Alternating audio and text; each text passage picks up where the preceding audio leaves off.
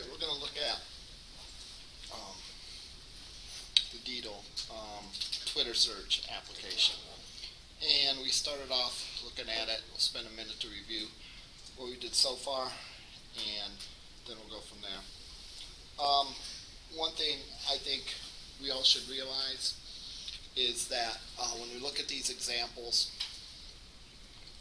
they're meant to demonstrate certain techniques, how you do things.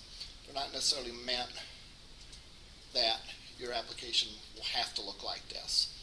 They give you a sense of what's capable and what you can do with certain code and all that. So not everything we do in the examples could be relevant necessarily for the assignment, but some of the things are. So part of your task is to look and see when you're applying and when you're writing your assignments to see what from the examples that we've gone over in class are relevant and what isn't relevant. And then finally, think of the missing pieces in the application. What isn't in the examples that you need to do in yours, and figure out where that's going to come from. You know, I always say that, like, whenever I start a project, a programming task, you know, and I suggest students do the same, you sort of take a little bit of a mental inventory. You say that this project needs to do A, B, C, and D. It's like, well, A, I've done 1,000,000 times. I know how to do that. It's not a problem. B, I've not done that exactly, but I've done something real similar to that. So I probably can just take something I've done before and tweak it a little bit. Maybe D, you've never done, but you've read about it in a book or you've read about it online, so you think you know how to handle it. And maybe whatever the next letter of the alphabet is, I lost track, whatever D or E is, maybe you don't have a clue what you're going to do. All right, so you know, and that's where you have to start, like, investigating or looking for other examples or asking questions or whatever. My big suggestion too is to do things a little bit at a time. In all my programming classes, I suggest that. Don't try to fight too many battles all at the same time. So let me go and bring this up. If you can't tell already, I'm feeling a little under the weather. I hope my voice will last for an hour. It's my last class of the week, so I'll have 3 days or so to rest up after today, assuming I survive this class and lab.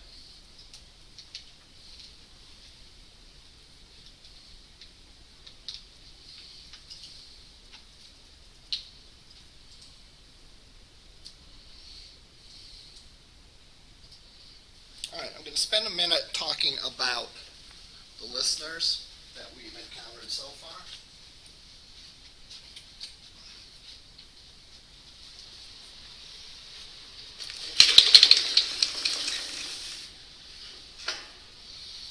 I actually got a great screen capture of the lecture when I was talking about vector graphics, where I'm talking like this, and I posted it to Facebook. And someone posted the meme of Charlie Day from Always Sunny in Philadelphia trying to explain something and going like this. And I thought, wow, that's actually accurate. So I didn't even think of that.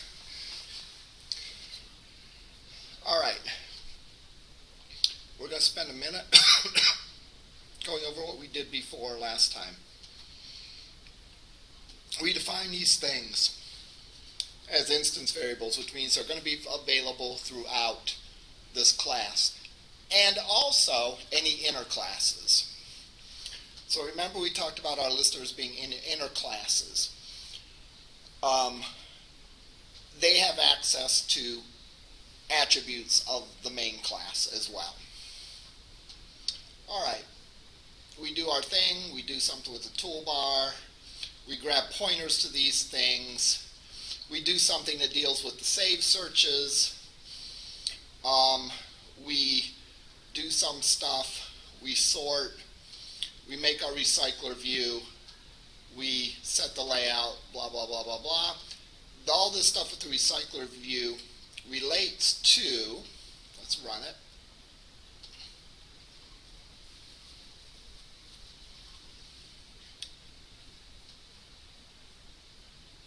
gets to the list of the stuff down here.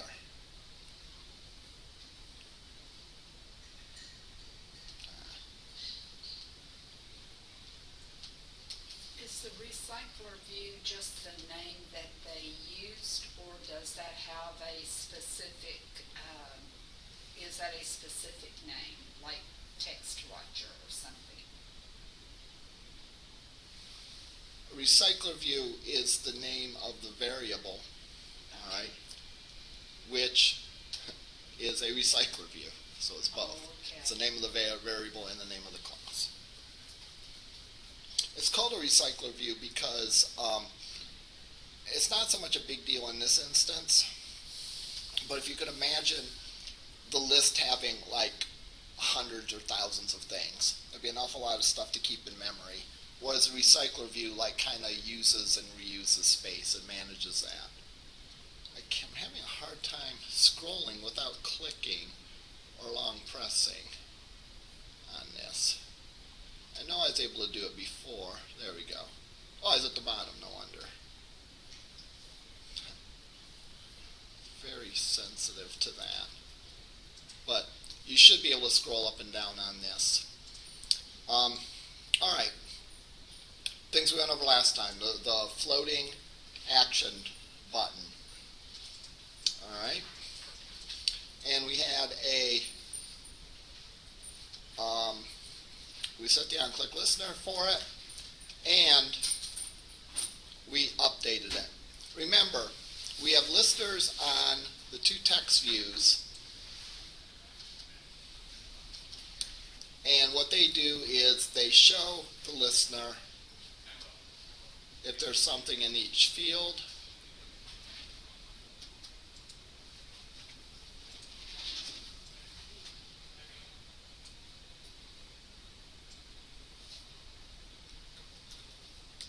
and if there's not something in each field, it hides it. So that's really all those two text watchers do. Text watcher for the query field and text watcher for the tag field. They're both the same text watcher, by the way.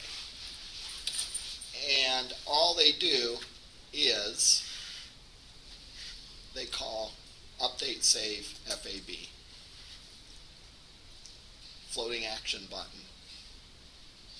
And what that does is, gotta find that method, it looks to see if both those fields have something in.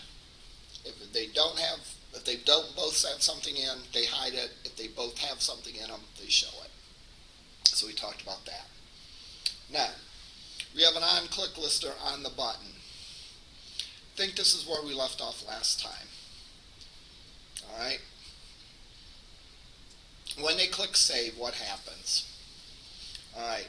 We grab the string from the query text field. We grab a string from the tag text field. We make sure that there's something that's in both of them. It's a little bit tricky code to read. What does the exclamation point mean? Not, right. So if the query field is not empty and the tag is not empty, in other words, there's something in both of them. All right, there's something in both of those fields. So if there's something in both those fields, we're going to save it. We hide the keyboard. That's what that does. Then we blank out those two fields and set the focus back on this field. And I think where we left off last time is it also calls the the method add tag search, and it passes the tag and the query. Okay? Questions up to this point of the application. So what we have covered so far is essentially how the save button appears and what happens when you press the save button up until the actual saving of it. And that's accomplished in the method add tagged search. So here it is. All right. The tag search saves saves things in a shared preferences file. What is a shared preference file?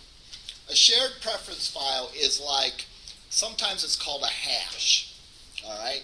Does anyone know when we talk about a hash, like a hash key or something like that? Does anyone know what that means?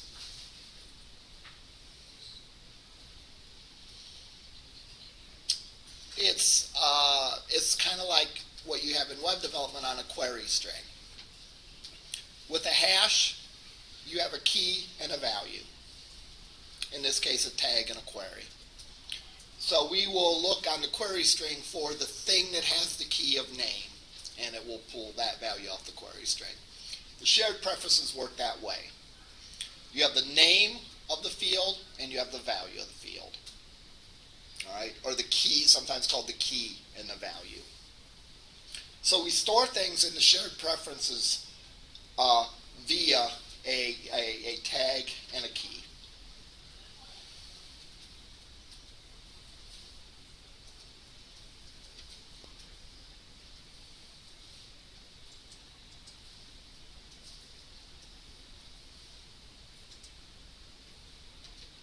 So,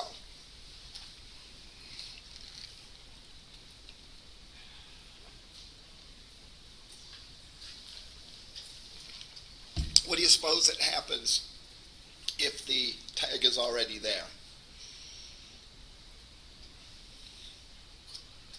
Pardon me? No, not really. Does it change the query to be? Yeah, it just overwrites it. So if I add CB as Browns, for example, and then I change CB to Cleveland Browns, it would just overwrite it. No big deal. All right. So we look here. Save searches is what? Save searches is the shared preference. I'm going to use the word file, even if it isn't completely accurate.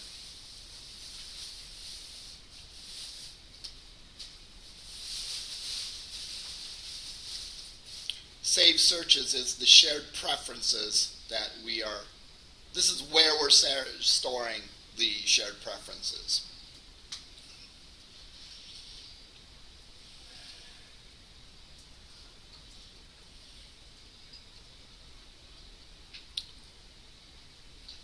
This line is what creates something called save searches. Save searches, again, is our shared preferences. We get the shared preferences that are already there. All right? That's why when I went into this a second time today, the data was already there because it pulled from my virtual device's shared preferences and they were already there. Now, the shared preferences, you can have several, more or less like sections in your shared preferences. This is for our searches. So, searches. That's the name we give this. If this was a bigger app, let's say, if this was an app where we could search for, here we're searching for tweets, but we could also maybe search for people. We might have searches and people as two separate sections in the shared preferences. But in this case, all we have is the one that's called searches. It's private, which means I'm pretty sure that only the app that creates the shared preferences can use it. So I couldn't have someone, or not someone, but another app on this device access the shared preferences for this.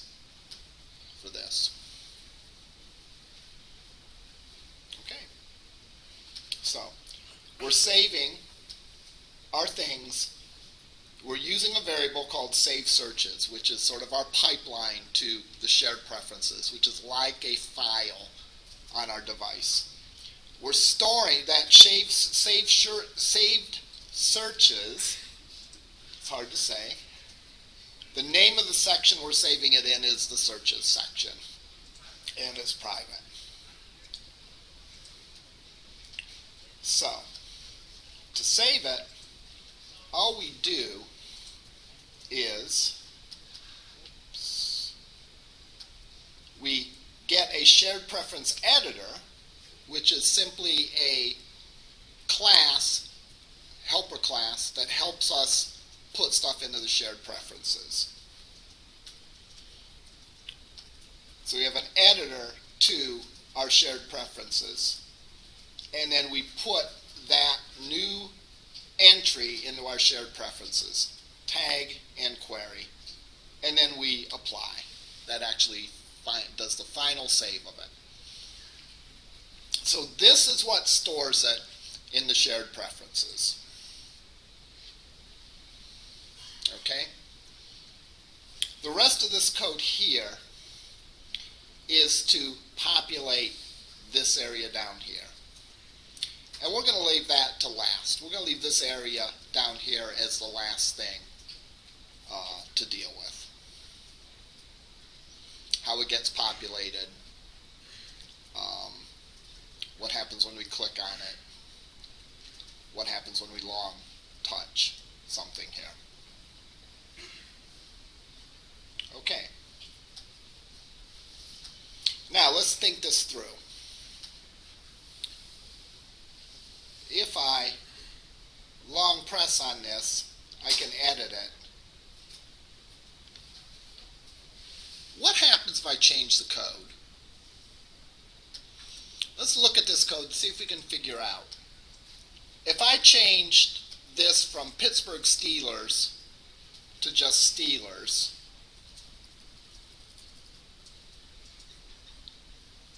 what's going to happen? Well, When you do the PS in the search, it's going to just look for Steelers. right. It changed it to Steelers from Pittsburgh Steelers. Or I could change it back. So if I change the query, it's going to change it for the existing entry. What if I change the tag?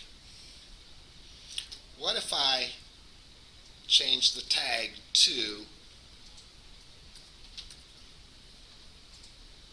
Pit S?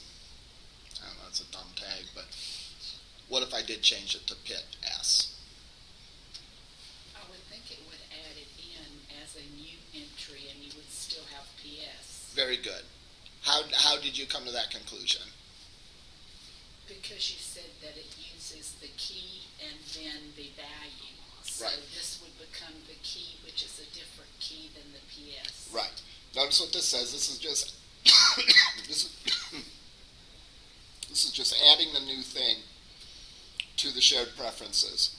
And the tag or the key has a new value in it. So we're going to take and we're going to add this as an entry. We're going to put it in there. It's not already in there, so it's going to add it as a new entry. All right? There's nothing in here that says that it's going to delete the other one first. All right? There's no code that says, well, delete the old tag and save the new tag. So you're absolutely right. It would leave, if you change the tag, it will go and save it with the new tag, which means it doesn't touch the old entry. It will create a new entry with the new key, because everything is based off a key. Does that make sense to everyone? Now, how do I want to say this? The makers of the app would probably say this is a feature. It's supposed to do that. It did it that way on purpose. You could call it a bug if you wanted to. But they would say it's a feature. That way it would allow for easy cloning of tags. If you wanted to tweak something, if I wanted to, Pittsburgh Steeler offense, Pittsburgh Steeler defense, if I changed both the tag and the tag and the query, I could create new queries that were more or less clones of the old query like that. All right, so they would call that a feature. But it's good that we can understand that by looking at the code. All right? Everyone clear on that? if you really did want to get rid of the old one, you would have to go, and let's go and save it. So there it is.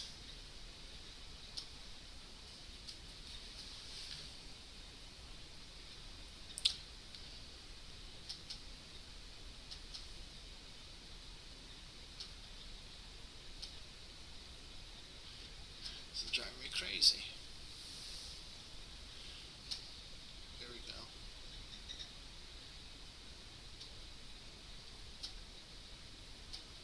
There I go. I think I have to not touch one of those things to be right on the edge. But anyhow, as predicted, there is the original one, PS. And if I didn't want that there, I'd have to go and delete it. Okay? Alright. Questions about this? So we've seen how we've added a new field, and we've seen that if we change it and change the key, we don't touch the original and we add a brand new one. So, I think it's time to start talking about this section down here. Alright? For this section down here. And what happens if we do stuff on that?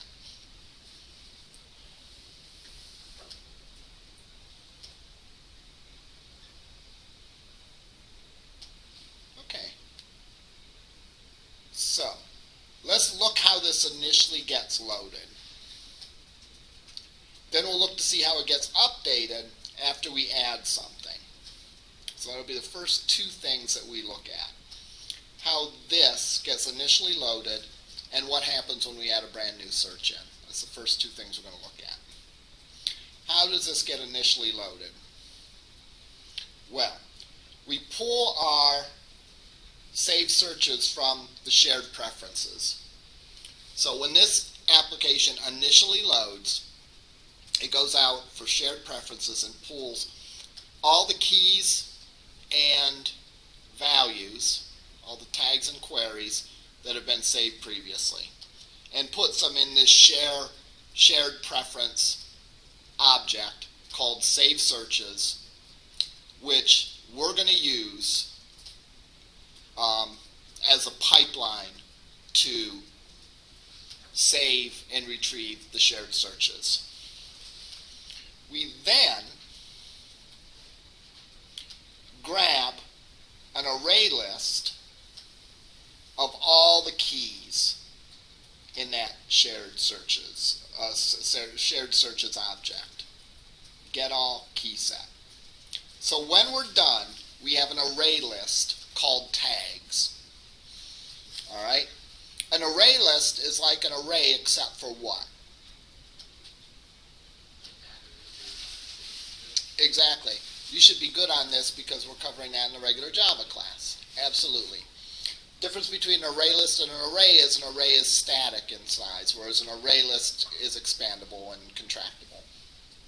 So, we have an array list that contains all of the tags. Alright? All of the tags. In no particular order. Probably the order that they were saved in. But from our viewpoint, we can just say it's a random order. We sort that array. So now tags is an array of just the tags, just the key from our shared preferences, sorted in alphabetical order. Alright, so we have that array. We now grab our Recyclerview. Alright? Our Recyclerview is going to be a list.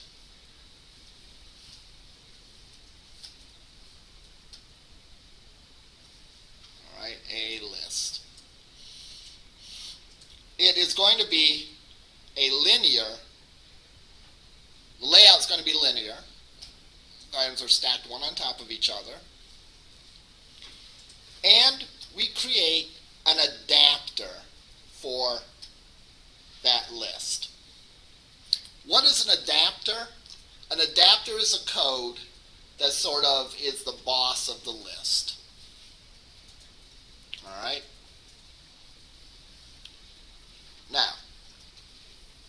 say adapter equals new search adapter, and I give it the tags. That's where it's going to get the data from.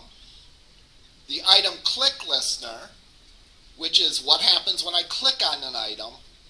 And finally, the item click long listener, or the item long click listener. So if I click it, it does a Twitter search. If I long click it, it brings up that menu. Both of those are handled by these different listeners. So this new search adapter contains is sort of the boss of this Recyclerview rather. And we supply the data, which is tags. We supply what to do when we click on it, and finally what to do when we long click on it.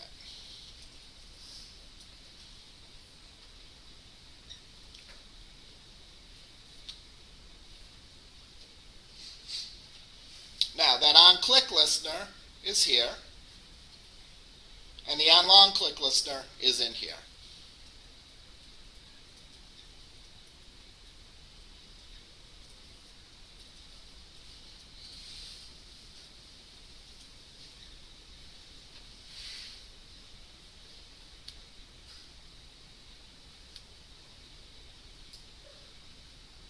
Here's our searches adapter. The searches adapter is going to say, it's going to define how that search gets populated.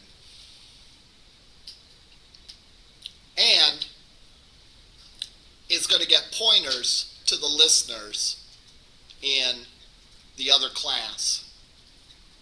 Those inner classes that we defined, that it's going to handle the long click and the short click.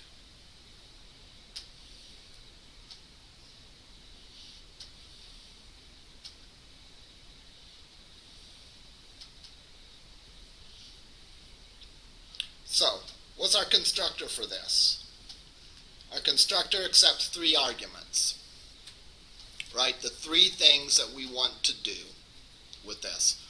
Number 1, we want the list of items that are going to get populated in that list.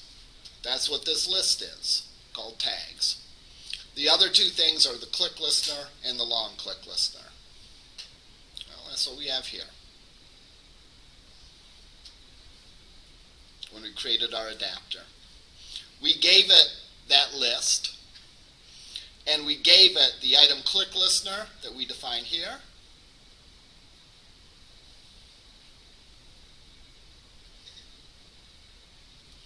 and the item long click listener.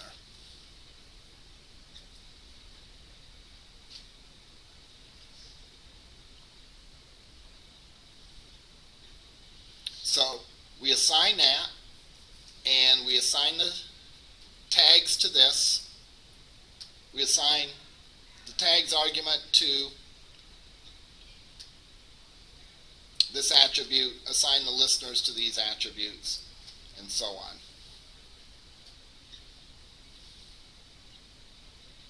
Now,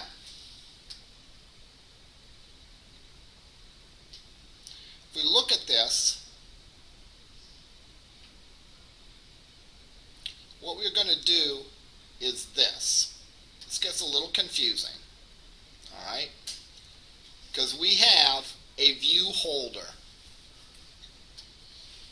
A view holder is a representation of each item in the list.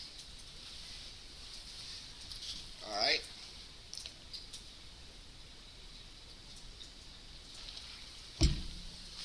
Because each item in the list has a text view in it. Each item of the list has an on-click listener and a long click listener.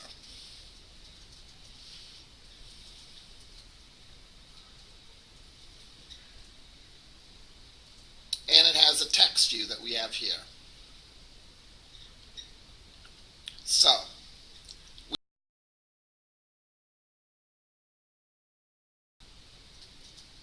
Recyclerview view holder. I'm sorry, it's not an interface, it extends that. It's a subclass. And the logic of recycling the views that have scrolled off screen is handled for you.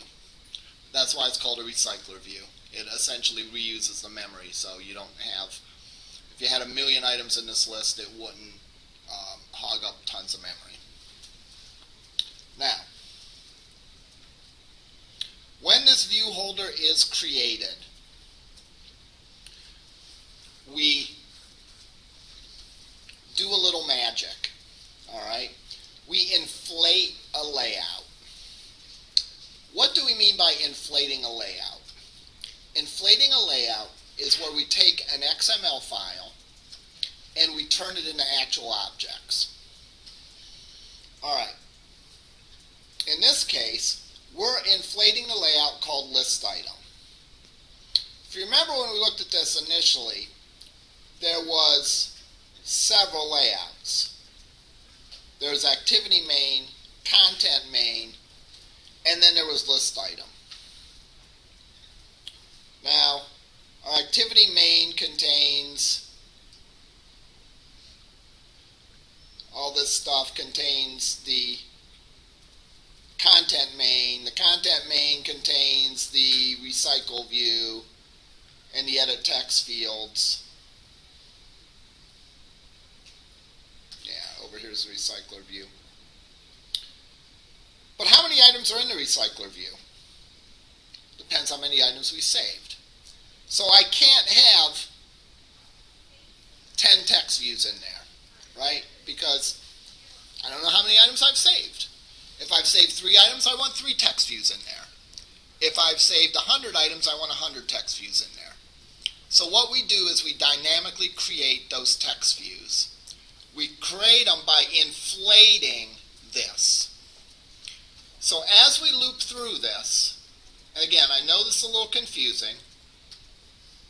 We'll introduce this today, and then we'll talk more about it next time. But as the search adapter returns how many items there are. That allows, or rather the view holder returns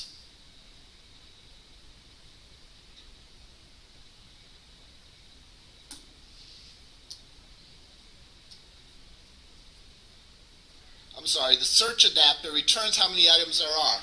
That allows us to create as many view holders as we need. So if we've saved 3 items, this knows that we have 3 items because that tags array has a list of items that we've saved. So this code is going to execute 3 times. This happens automatically. It's built in the framework. So what happens? What happens is this. It goes and inflates the layout. All right? By inflating the layout, it goes and takes this XML and actually makes the objects that are contained in that XML. In this case, all we have is a text view.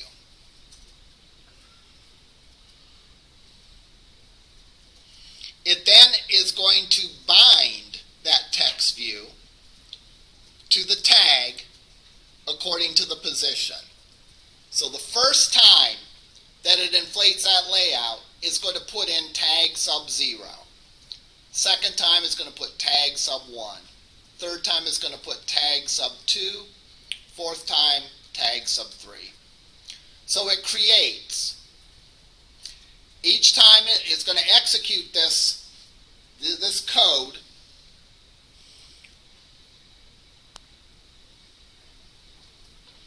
The search adapter is going to execute this code one time for every item that's in that tag list. One time for every item that the get item count returns. We actually make the views that we need. In this case, all we need is a text view. And then we create the new view holder with that view that we created and assigning it the click listener and the long click listener. So when we're done, every one of these text views has the identical click listener and has the identical long click listener. The one that this method got passed in, the one that this class got passed in right from the bat, right from the top. Now, the last thing is, and again, we don't see these methods being called. These are called automatically. This is what an adapter does. When an adapter is created, all right, what it does is it goes and will create a view holder the number of times based on what the get item count returns.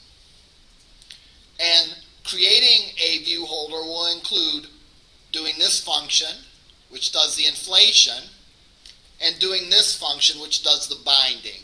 That is, associates the data with the new view. What does the binding do? It sets the value of the text property on that new text view it created to the next element in the array. So, when we create this adapter, here's our constructor. We get past a list of tags. We define what the view holder looks like for us. And then this view holder on create view holder is going to get executed once for every item that we need to create. How do we know how many items it needs to create? It's based on the results of this get item count function. For every one created, it's going to call the bind, and that's what's going to put the text in. So this creates the views for every element in that list. This puts the data in the view for each item on the list. And this tells it how many times you have to do it. And since we're all based on the tag array size tells it how many times how many view holders it needs to create. So it will create the view and bind the view one time for every view it needs to create. So when we're done, we have our tag array, which has been sorted, and we have a view, a text view in this tag searches Recyclerview for every item in that tags array. Each one of them has the same on-click listener object and on-long-click listener object. Those are the ones that are defined in the main activity. These are inner classes over here. No, that's for the save button. Over here is the item click listener. This is the code that executes when you click on it. The long click listener, this is what happens when you long click on it.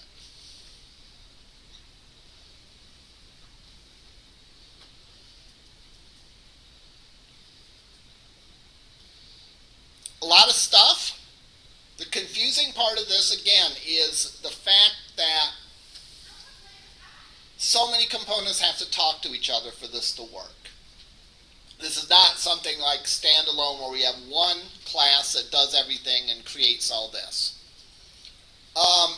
It makes it a little tough to learn. It makes the learning curve a little steep, but it provides a lot of power and a lot of flexibility as we're going forward. So most lists are going to have some sort of adapter. An adapter is going to have is the boss of the list. It says where the data comes from, and it says what happens when we click on things or interact with any of the list items.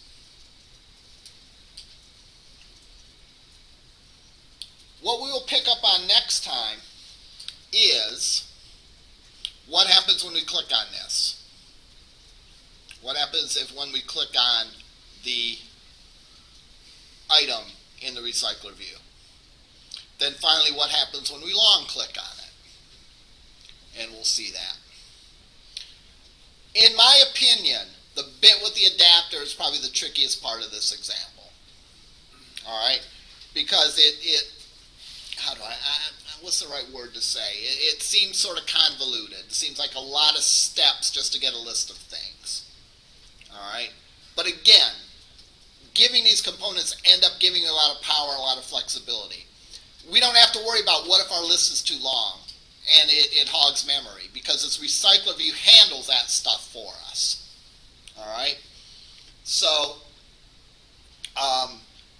it's worth it taking the effort. So, I've introduced this for you today. If it's still fuzzy how the adapter works, we'll go over it again on Tuesday. All right? And we'll try to clarify it, and we can do other stuff with it. Maybe play around, change code, whatever. And then we'll go on to look at those two listeners, the on-click and on-long-click, and see what happens there. That part, once we get over the hump of how this adapter works, those listeners are not that hard. All right? Any questions about this so far?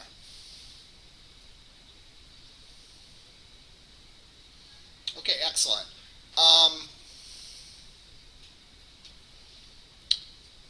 That's all I had. Lab,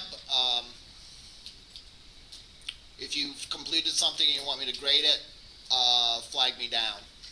All right, make sure you've uploaded it and call me over. All right, we'll see you over in